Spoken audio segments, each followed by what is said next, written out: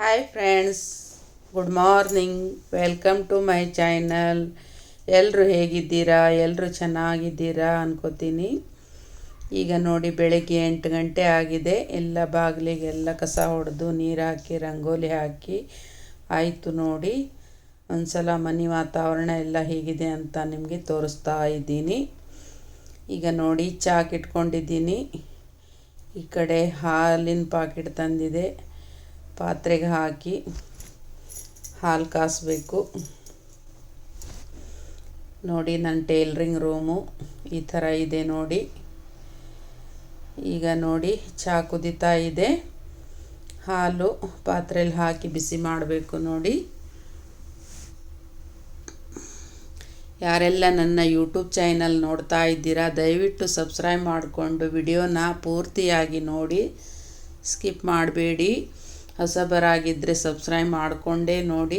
ನಿಮ್ಮ ಸಪೋರ್ಟು ತುಂಬ ಮುಖ್ಯ. ನಿಮ್ಮ ಸಪೋರ್ಟ್ ಇಲ್ಲದೇ ಯೂಟ್ಯೂಬಲ್ಲಿ ಬೆಳೆಯೋದು ತುಂಬಾ ಕಷ್ಟ ಇದೆ. ದಯವಿಟ್ಟು ಎಲ್ಲರೂ ಸಪೋರ್ಟ್ ಮಾಡಿ.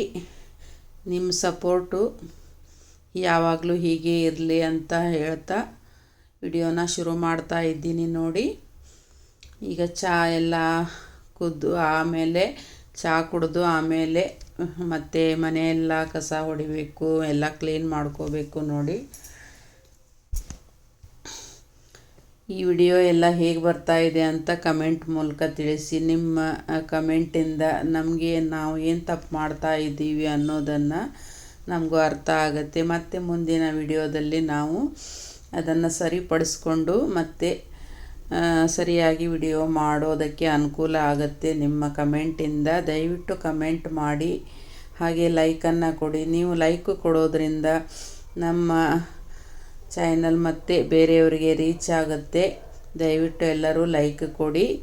ಇದರಿಂದ ನಿಮಗೇನೂ ಲಾಸ್ ಆಗಲ್ಲ. ದಯವಿಟ್ಟು ಒಂದು ಲೈಕ್ ಕೊಡಿ. ನಿಮ್ಮ ಲೈಕ್ನಿಂದ ನಮಗೊಂದು ಹೆಲ್ಪ್ ಆಗುತ್ತೆ ನೋಡಿ.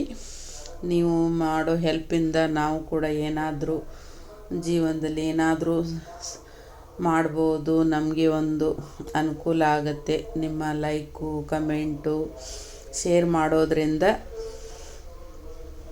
ನಮಗೊಂದು ಅನುಕೂಲ ಆಗುತ್ತೆ ನೋಡಿ. ನಿಮಗೇನು ಲಾಸ್ ಆಗಲ್ಲ. ದಯವಿಟ್ಟು ಎಲ್ಲರೂ ಸಪೋರ್ಟ್ ಮಾಡಿ ಅಂತ ಕೇಳ್ಕೊಳ್ತಾ, ಈಗ ನೋಡಿ, ಬೆಳಗ್ಗಿನ ನಾಷ್ಟ ಇವತ್ತು ಶಾವಿಗೆ ಉಪ್ಪಿಟ್ಟು ಮಾಡೋಣ ಅಂತ ಹೇಳಿ ಮಾಡ್ತಾ ಇದ್ದೀನಿ ನೋಡಿ. ಶಾವಿಗೆ ಎಲ್ಲ ಇಟ್ಕೊಂಡಿದ್ದೀನಿ. ತೆಂಗಿನ ತುರಿ, ಹಾಗೆ ಕೊತ್ತಂಬರಿ ಸೊಪ್ಪು, ಈರುಳ್ಳಿ, ಮೆಣಸಿನ್ಕಾಯಿ ಎಲ್ಲನೂ ರೆಡಿ ಮಾಡಿ ಇಟ್ಕೊಂಡು ಈಗ ಒಗ್ಗರಣೆ ಹಾಕ್ಕೊಂಡಿದ್ದೀನಿ. ಈಗ ನೋಡಿ, ಎಲ್ಲ ಒಗ್ಗರಣೆ ಹಾಕಿ ಎಲ್ಲ ಬೆಂದು ಈಗ ನೀರು ಹಾಕ್ಕೊಂಡಿದ್ದೀನಿ. ನೀರು ಕುದಿಯೋ ತನಕ ಬಿಟ್ಟು ಆಮೇಲೆ ಶಾವಿಗೆ ಹಾಕ್ಕೋಬೇಕು. ಈಗ ತೆಂಗಿನ ತುರಿ ಎಲ್ಲನೂ ಹಾಕ್ಕೊಂಡಿದ್ದೀನಿ. ಆಮೇಲೆ ಉಪ್ಪು, ಸಕ್ಕರೆ ಹಾಕೋತೀನಿ ನೋಡಿ. ರುಚಿಗೆ ತಕ್ಕಷ್ಟು ಉಪ್ಪು ಹಾಕ್ಕೋಬೇಕು. ಆಮೇಲೆ ಸಕ್ಕರೆ ಹಾಕ್ಕೋಬೇಕು. ಬೆಲ್ಲ ಹಾಕ್ಕೊಂಡ್ರೂ ಪರವಾಗಿಲ್ಲ. ನಾನು ಸಕ್ಕರೆ ಹಾಕ್ಕೋತಾ ಇದ್ದೀನಿ ನೋಡಿ. ನೀರು ಚೆನ್ನಾಗಿ ಕುದಿ ಬರಬೇಕು. ಕುದಿ ಬಂದ ಮೇಲೆ ಶಾವಿಗೆ ಹಾಕಿ ಆಮೇಲೆ ಕೊತ್ತಂಬರಿ ಸೊಪ್ಪು ಹಾಕಿ ಮುಚ್ಚಿಟ್ರೆ ಶಾವಿಗೆ ಉಪ್ಪಿಟ್ಟು ರೆಡಿ ಆಗುತ್ತೆ ನೋಡಿ. ಹಾಲೆಲ್ಲ ಕಾಸಾಯಿತು ಆಗಲೇ. ಬೆಳಗ್ಗೆ ನಾಷ್ಟ ಏನು ಮಾಡಬೇಕನ್ನೋದೇ ಒಂದು ಹೆಣ್ಮಕ್ಳಿಗೆ ದೊಡ್ಡ ಚಿಂತೆ ನೋಡಿ. ನಾಷ್ಟ ಮಾಡೋದು ಇದು ಡೈಲಿ ಏನು ಮಾಡಬೇಕಪ್ಪ ಅನ್ನೋದೇ ಟೆನ್ಷನ್ ಆಗುತ್ತೆ. ಇವತ್ತು ಬೇರೆ ಏನು ಮಾಡೋದು ಅಂತ ವಿಚಾರ ಮಾಡಿ ಶಾವಿಗೆ ಉಪ್ಪಿಟ್ಟು ಮಾಡ್ತಾಯಿದ್ದೆ. ನಮಗೆ ಅವಲಕ್ಕಿ ಅಂದರೆ ಆಗಲ್ಲ. ಅವಲಕ್ಕಿ ಮಾಡೋದೇ ಇಲ್ಲ ನಾನು. ಯಾವಾಗಲೂ ಮಾಡಿದರೆ ದೋಸೆ, ಇಡ್ಲಿ, ಪಡ್ಡು, ಚಪಾತಿ ಇದೇ ಥರ ಮಾಡೋದು. ಇದು ಉಪ್ಪಿಟ್ಟು ಮಾಡೋದು ನಾನು ತುಂಬಾ ಕಡಿಮೆ. ಶಾವಿಗೆ ಇದೆ ಅಂತ ಹೇಳಿ ಉಪ್ಪಿಟ್ಟು ಮಾಡ್ತಾಯಿದ್ದೀನಿ. ಮತ್ತು ಹಾಗೆ ಇಟ್ಟರೆ ಶಾವಿಗೆ ಕೆಟ್ಟು ಹೋಗುತ್ತೆ ಅಂತ ಹೇಳಿ ಉಪ್ಪಿಟ್ಟು ಮಾಡ್ತಾಯಿದ್ದೀನಿ ನೋಡಿ. ಈಗ ನೋಡಿ, ಕುದೀತಾ ಇದೆ. ಉಪ್ಪಿಟ್ಟು ಆಗ್ತಾ ಬಂತು ನೋಡಿ. ಈಗ ನೋಡಿ ಆಯಿತು ಉಪ್ಪಿಟ್ಟು. ಅದ್ರ ಮೇಲೆ ಈಗ ಕೊತ್ತಂಬರಿ ಸೊಪ್ಪನ್ನು ಹಾಕಿ ಮುಚ್ಚಿಟ್ರೆ ಅಲ್ಲೇ ರೆಡಿ ಆಗುತ್ತೆ ನೋಡಿ ಉಪ್ಪಿಟ್ಟು.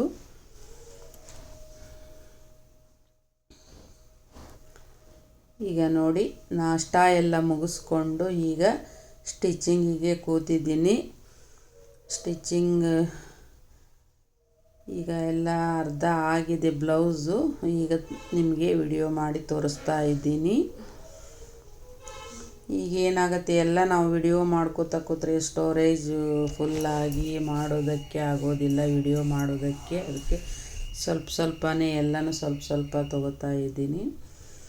ಹಾಗೆ ಇವೆಲ್ಲ ಅರ್ಜೆಂಟ್ ಬ್ಲೌಸ್ಗಳು ನೋಡಿ ಸ್ಟಿಚ್ ಮಾಡಿ ಎಲ್ಲ ಇವತ್ತು ಹೆಮ್ಮಿಂಗ್ ಮಾಡಿ ಹುಕ್ಸ್ ಹಚ್ಚಿ ಎಲ್ಲನೂ ರೆಡಿ ಮಾಡಬೇಕು. ಜಾಸ್ತಿಯಾಗಿ ನನಗೆ ಅರ್ಜೆಂಟ್ ಬಟ್ಟೆಗಳೇ ಬರೋದು ಜಾಸ್ತಿ. ಎಲ್ಲರೂ ಅರ್ಜೆಂಟ್ ಕೇಳ್ತಾರೆ. ಆವಾಗ ಸ್ಟಿಚ್ ಮಾಡಬೇಕಾಗತ್ತೆ. ನನಗೆ ಮನೆಯಲ್ಲಿ ಲೈನಿಂಗು ಫಾಲ್ಸು ಎಲ್ಲ ತಂದು ಇಟ್ಟಿರೋದಕ್ಕೆ ನನಗೆ ಅನುಕೂಲ ಆಗ್ತಾಯಿದೆ. ಇಲ್ಲ ಅಂದರೆ ಒಂದೊಂದು ಬ್ಲೌಸಿಗೆ ನಾನು ಮಾರ್ಕೆಟಿಗೆ ಓಡಿ ಹೋಗಬೇಕಾಗ್ತಿತ್ತು. ಇದರಿಂದ ತುಂಬಾ ಅನುಕೂಲ ಆಗುತ್ತೆ ನೋಡಿ. ನೀವು ಕೂಡ ಟೇಲರ್ ಆಗಿದ್ದರೆ ಮನೆಯಲ್ಲೇ ಎಲ್ಲನೂ ತಂದಿಟ್ಕೊಂಡ್ರೆ ಅನುಕೂಲ ಆಗುತ್ತೆ ನೋಡಿ. ಪ್ರತಿಯೊಂದು ಟೈಲರಿಂಗ್ ಮಟೀರಿಯಲ್ಸು ತಂದಿಟ್ಟರೆ ಅನುಕೂಲ ಆಗುತ್ತೆ. ಈಗ ಸ್ಟಿಚ್ಚಿಂಗ್ ಎಲ್ಲ ಮುಗಿಸಿ ಮತ್ತೆ ಸ್ನಾನ ಮಾಡಿ ಪೂಜೆ ಮಾಡಿ ಮತ್ತೆ ಅಡುಗೆ ಮಾಡೋದಕ್ಕೆ ನಿಂತಿದ್ದೀನಿ ನೋಡಿ. ಇವತ್ತು ಬೀಟ್ರೂಟ್ ಪಲ್ಯ ಮಾಡೋಣ ಅಂತ ಮಾಡ್ತಾಯಿದ್ದೀನಿ. ಈಗ ಒಗ್ಗರಣೆ ಹಾಕೋತಾ ಇದ್ದೀನಿ ನೋಡಿ. ಹಾಕ್ಕೊಂಡು ಎಲ್ಲನೂ ಬೀಟ್ರೂಟ್ ಎಲ್ಲನೂ ಕಟ್ ಮಾಡಿಕೊಂಡಿರುವ ಬೀಟ್ರೂಟು ಮತ್ತು ತೆಂಗಿನ ತುರಿ ಎಲ್ಲನೂ ಹಾಕ್ಕೊಂಡಿದ್ದೀನಿ. ಈರುಳ್ಳಿ ಹಾಗೆ ಸ್ವಲ್ಪ ನೀರು, ಬೇಯಿಸುವಷ್ಟು ನೀರು, ರುಚಿಗೆ ತಕ್ಕಷ್ಟು ಉಪ್ಪು ಹಾಕ್ಕೊಂಡಿದ್ದೀನಿ. ಬೀಟ್ರೂಟು ಸ್ವೀಟ್ ತುಂಬ ಇರುತ್ತೆ, ಹೀಗಾಗಿ ಸ್ವಲ್ಪ ಖಾರ ಜಾಸ್ತಿನೇ ಮಾಡಬೇಕಾಗತ್ತೆ. ಸ್ವೀಟ್ ಇರೋದ್ರಿಂದ ಒಂದು ಮೆಣಸಿನ್ಕಾಯಿ ಜಾಸ್ತಿ ಹಾಕ್ಕೊಳ್ಳಿ ನಿಮಗೆ ಬೇಕಂದರೆ, ಇಲ್ಲ ಅಂದರೆ ಬಿಡ್ಬೋದು. ಈಗ ಸಣ್ಣ ಉರಿಯಲ್ಲಿ ಬೇಯಿಸ್ಕೊಂಡು ಮಾಡಿದರೆ ಬೀಟ್ರೂಟ್ ಪಲ್ಯ ರೆಡಿ ನೋಡಿ. ಬೀಟ್ರೂಟು ಆರೋಗ್ಯಕ್ಕೆ ತುಂಬಾ ಒಳ್ಳೆಯದು. ಆಮೇಲೆ ರಕ್ತಹೀನತೆಯಿಂದ ಬಳಲೋರಿಗೆ ಬೀಟ್ರೂಟು ತುಂಬಾ ಒಳ್ಳೆಯದು ನೋಡಿ. ಈಗ ಕೊತ್ತಂಬರಿ ಸೊಪ್ಪನ್ನು ಹಾಕೋತಾ ಇದ್ದೀನಿ. ಬೀಟ್ರೂಟಿನ ಜ್ಯೂಸ್ ಕೂಡ ಮಾಡಿ ಕುಡಿತಾರೆ. ರಕ್ತ ಇಲ್ಲದೆ ಇದ್ದವರು ಬೀಟ್ರೂಟ್ ಜ್ಯೂಸ್ ಮಾಡಿ ಕುಡಿತಾರೆ. ಅದರಿಂದ ಅವರಿಗೆ ರಕ್ತ ಹೆಚ್ಚಾಗುತ್ತದೆ. ತುಂಬಾ ಒಳ್ಳೆಯದು ಆರೋಗ್ಯಕ್ಕೆ. ಮತ್ತು ಬಿ ಪಿನೂ ಕೂಡ ಇದರಿಂದ ಕಂಟ್ರೋಲ್ ಆಗುತ್ತೆ ನೋಡಿ. ಬೀಟ್ರೂಟಿಂದ ಖಾಲಿ ಹೊಟ್ಟೆಯಲ್ಲಿ ಒಂದು ಗ್ಲಾಸ್ ಜ್ಯೂಸ್ ಕುಡಿದ್ರೆ ತುಂಬಾ ಒಳ್ಳೆಯದು. ಈಗ ನೋಡಿ ಅಡುಗೆ ಮಾಡಿದ ಪಾತ್ರೆಗಳೆಲ್ಲ ಇದೆ, ಎಲ್ಲನೂ ಕ್ಲೀನ್ ಮಾಡಿ ತೊಳ್ಕೊತಾ ಇದ್ದೀನಿ ನೋಡಿ. ಈ ವಿಡಿಯೋ ಎಲ್ಲ ನಿಮಗೆ ಹೇಗೆ ಬರ್ತಾ ಇದೆ ಅಂತ ದಯವಿಟ್ಟು ಎಲ್ಲರೂ ಕಮೆಂಟ್ ಮಾಡಿಯಪ್ಪ.